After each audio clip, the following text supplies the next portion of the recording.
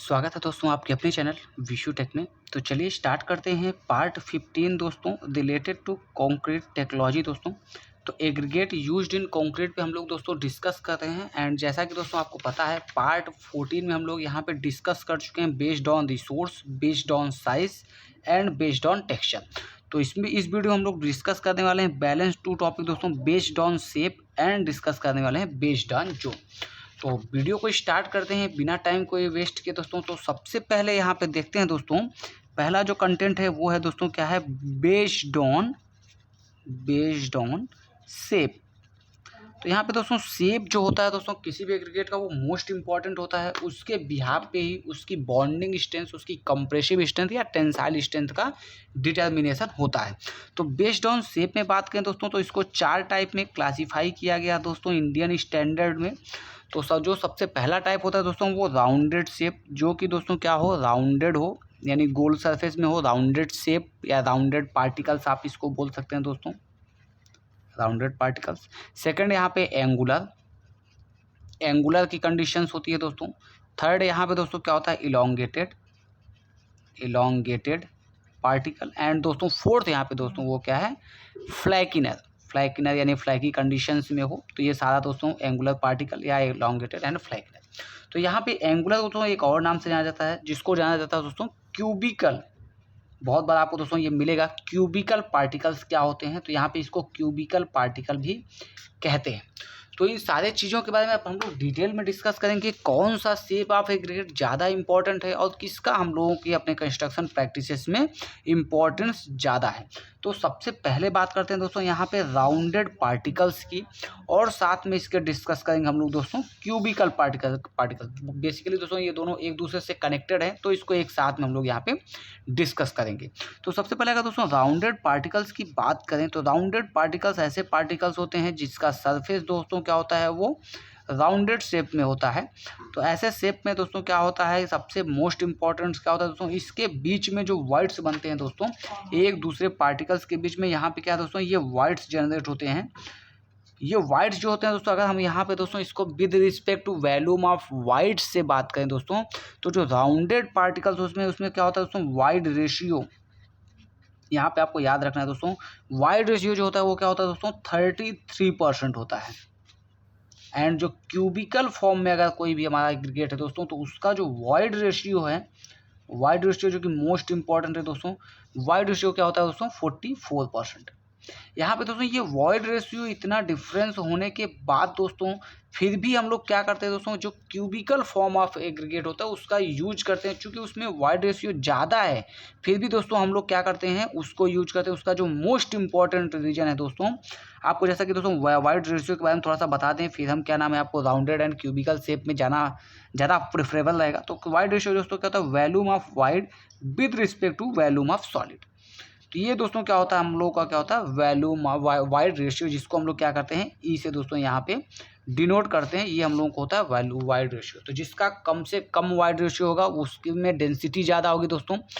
वो डेंसिटी ज़्यादा होगी दोस्तों तो क्या होगा, उसकी स्ट्रेंथ क्या होगी दोस्तों यहाँ पे बढ़ जाएगी। आपको ये बहुत अच्छे समझ में आ रहा होगा दोस्तों। राउंडेड एंड क्यूबिकल की बात करें दोस्तों, अगर हम यहाँ पे बात कर रहे हैं वाइड रेशियो पे, तो वाइड रेशियो पे हम लोग प्रीफर करते हैं दोस्तों, प्रीफर करना चाहिए दोस्तों हम लोगों को राउंडेड, बट हम लोग प्रीफर क्या करते हैं दोस्तों क्यूबिकल। क्यों ऐसा करते हैं दोस्तों, क्योंकि इसका वाइड रेशियो ज़्यादा है तो ये अनप्रेफरेबल होना चाहिए, इसका वाइड रेशियो कम है तो इसको ज़्यादा प्रेफरेंस मिलनी चाहिए। बट दोस्तों क्या होता है, इसका जो सरफेस टेक्सचर हम अपने प्रीवियस वीडियो में बात कर चुके हैं, जो क्यूबिकल शेप के एग्रीगेट्स होते हैं दोस्तों उसमें क्या होता है दोस्तों, जो बॉन्डिंग होती है दोस्तों, bonding with the surface texture, वो दोस्तों बहुत ज़्यादा स्ट्रेंथ प्रोवाइड करती है।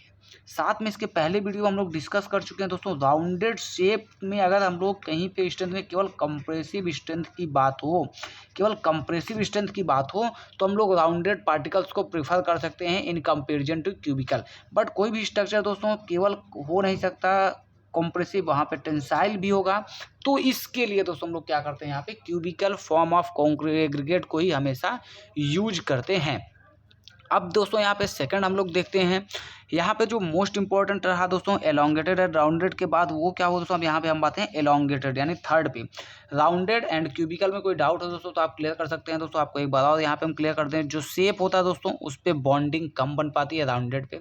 एंगुलर शेप या क्यूबिकल शेप में बॉन्डिंग बहुत अच्छी बनती है with respect to bonding agent, जो भी हम लोगों का सीमेंट या जो भी बॉन्डिंग एजेंट होता है उसके साथ। थर्ड यहाँ पे बात करते हैं दोस्तों एलोंगेटेड। एलोंगेटेड का मतलब क्या होता है दोस्तों, जैसा कि यहाँ पे एलोंगेटेड से आप समझ पा रहे हो, यहाँ पे बात हो रही है एलोंगेशन की। एलोंगेशन की बात हुई दोस्तों, कोई भी पार्टिकल कितना लंबा हो सकता है दोस्तों, जिसको हम लोग क्या करते हैं दोस्तों यूज करते हैं। तो यहाँ पे दोस्तों यहाँ पे क्या है बेसिकली, ये यहाँ पे इसके लेंथ की बात हो रही है। तो जो एलोंगेशन का केस होता है दोस्तों, जो एग्रीगेट का mean dimension of aggregate, mean dimension का मतलब जो एवरेज लेंथ होती है दोस्तों, जो एग्रीगेट का आपके पास स्टॉक हो उसका मीन डायमेंशन जो हो उसका 9/5 दोस्तों, ये आपको याद रखना है। लेंथ का 9/5 से ज़्यादा नहीं होनी चाहिए। अगर इससे ज़्यादा हो रही है किसी भी एग्रीगेट की लेंथ, तो दोस्तों जो स्टॉक है या वहाँ पे जो पार्टिकल्स हैं वो एलोंगेटेड है।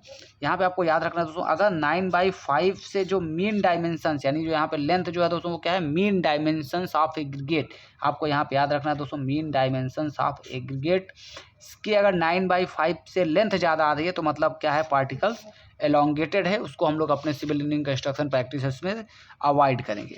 यहाँ पे फोर्थ आता है दोस्तों फ्लैकिनर। फ्लैकिनर का मतलब क्या होता है दोस्तों, यहाँ पे फ्लैकिनेस से पता चलता है। यहाँ पे बात हो रही है दोस्तों थिकनेस की, जो एग्रीगेट की थिकनेस होनी चाहिए वो कितनी होनी चाहिए दोस्तों, वो भी हम लोगों का विद रिस्पेक्ट टू दोस्तों किसके है, मेन डायमेंशंस के। तो यहाँ पे जो दोस्तों आपकी थिकनेस होगी आपको याद रखना है, ये जो यहाँ पे थिकनेस है दोस्तों वो थिकनेस कितनी है, 3/5 of mean dimension of aggregate. तो ये जो कांस्टेंट है दोस्तों, ये कांस्टेंट बहुत बार एग्जाम्स में पूछे जाते हैं। मीन डायमेंशंस में एलोंगेशन क्या होता है, फ्लैकिनर मीन डायमेंशंस में क्या होता है। तो यहाँ पे दोस्तों एक आपको मोस्ट इंपॉर्टेंट चीज़ आपको मैं यहाँ पे क्लियर कर दे दोस्तों, ये जो अभी हम लोग यहाँ पे बेस्ड ऑन शेप डिस्कस कर रहे हैं, इसमें एक मोस्ट इंपॉर्टेंट चीज़ है दोस्तों, अगर किसी भी स्टॉक में अगर ये कोई एग्रीगेट का स्टॉक रखा हुआ है दोस्तों, अगर यहाँ पे दोस्तों 15% से ज़्यादा एलोंगेटेड एंड फ्लैकिनर एग्रीगेट्स हैं तो ये अनएक्सेप्टेबल है दोस्तों। इस लॉट को कंस्ट्रक्शंस के मेजर स्ट्रेंथ वाले पार्ट में नहीं कर सकते हैं, इसको अवॉइड करना चाहिए, ज़्यादा से ज़्यादा इसको अवॉइड करना चाहिए, क्योंकि ये 15% से ज़्यादा नहीं होना चाहिए एलोंगेशन एंड फ्लैकिनेस को मिला करके। तो यहाँ पे जो शेप के बिहाफ पे जो मोस्ट इंपॉर्टेंट आपको दिखा दोस्तों, तो वो दिखा आपको दोस्तों एंगुलर एग्रीगेट का ही उपयोग हम लोग अपने कंस्ट्रक्शन प्रैक्टिसेस में करते हैं, जिसकी वजह से हम लोगों का क्या होता है दोस्तों, जो स्ट्रेंथ होती है वो हम लोगों को यहाँ पे मिलती है। तो यहाँ पे दोस्तों अगर हम सेकंड बात करते हैं, जैसा कि अपना फिफ्थ टॉपिक बचा हुआ दोस्तों, वो टॉपिक बचा हुआ अब यहाँ पे फिफ्थ है based on zone. Based on zone की अगर हम यहाँ पे बात करें तो बेस्ड ऑन जोन में दोस्तों जोन 1, 2, 3, 4 वो दोस्तों डिवाइड किया गया है। तो यहाँ पे आपको बता दें zone 1, zone 2, zone 3 and zone 4। तो ये दोस्तों ये जोन जो डिवाइड किए गए दोस्तों, ये उसकी फाइननेस यानी जो यहाँ पे एग्रीगेट की फाइननेस, तो जो जोन 1 होता है दोस्तों वो कोर्स एग्रीगेट के लिए होता है, कोर्स एग्रीगेट। जोन 2 जो होता है वो मीडियम कोर्स जो होता है यानी मीडियम एग्रीगेट जो होगा दोस्तों उसके लिए। जोन 3 जो होगा वो क्या होगा, फाइन एग्रीगेट के लिए। एंड जोन 4 जो होता है वो क्या होता है दोस्तों, वेरी फाइन एग्रीगेट के लिए। तो यहाँ पे आपको एक चीज़ बहुत बेसिकली नोटिस करने को मिल रहा होगा दोस्तों, जैसे जैसे जोन इंक्रीज कर रहा है दोस्तों, साइज ऑफ एग्रीगेट क्या हो रहा है, डिक्रीज कर रहा है। आप यहाँ पे देख पा रहे हो जोन एग्रीगेट करता है दोस्तों, कोर्स से मीडियम हो गया, मीडियम फिर फाइन एंड वेरी फाइन। तो जैसे जैसे जोन को इंक्रीज करेंगे, याद करने का अच्छा तरीका, जोन इंक्रीज होगा तो उसका जो हम लोगों का फाइननेस होता है वो क्या होगा दोस्तों, कम होता जाएगा, coarse to fine medium, medium to fine and then very fine. तो यहाँ पे ये दो टॉपिक इस वीडियो में हमको कवर करने थे दोस्तों, based on shape and based on zone. तो आपका यहाँ पर जो एग्रीगेट के टाइप हो गए दोस्तों, तो टाइप आपके इन दो वीडियो में कंप्लीट हो चुके हैं दोस्तों, पार्ट 14 एंड 15 में। नेक्स्ट वीडियो जो हम लोग लाने वाले हैं दोस्तों अपना यहाँ पे पार्ट 16 कंक्रीट टेक्नोलॉजी का। तो पार्ट 16 में हम लोग यहाँ पे डिस्कस करेंगे दोस्तों, वो डिस्कस करने वाले हैं फाइननेस मॉडुलस। ये मोस्ट इम्पॉर्टेंट टॉपिक है दोस्तों, बहुत ज़्यादा ये लोगों को समझ में नहीं आता कि ये फाइननेस मॉडुलस फाइंड आउट कैसे किया जाता है, या इसका मोस्ट इम्पॉर्टेंट इंपॉर्टेंस क्या है कंस्ट्रक्शन प्रैक्टिसेस में, तो इसको हम लोग डिस्कस करेंगे अपने नेक्स्ट वीडियो में। तब तक के लिए दोस्तों हमारे इस वीडियो के साथ बने रहने के लिए प्लीज़ हमारे इस वीडियो को लाइक करें, शेयर करें दोस्तों के साथ में हमारे इस वीडियो को ज़्यादा से ज़्यादा लोगों के साथ, जिससे कि कनेक्टिविटी बन सके दोस्तों, और ये सिविल इंजीनियरिंग की ये जो चैन है नॉलेज की काफ़ी आगे प्रोसीड कर सके। तो एंड अगर आप पहली बार हमारे चैनल पे विजिट करें then please subscribe our channel Vishu Tech, and thanks for giving your most important and valuable time to learn something new in civil engineering. Thank you so much.